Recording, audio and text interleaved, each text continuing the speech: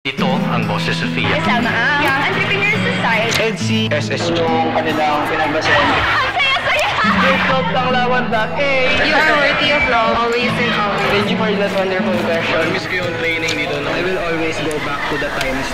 At sa bawat minuto, Sa mahabang panahon tayo nagkasama. pilit lang iba.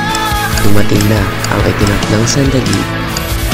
Ikaw ang aking kapiling sa huling sandali.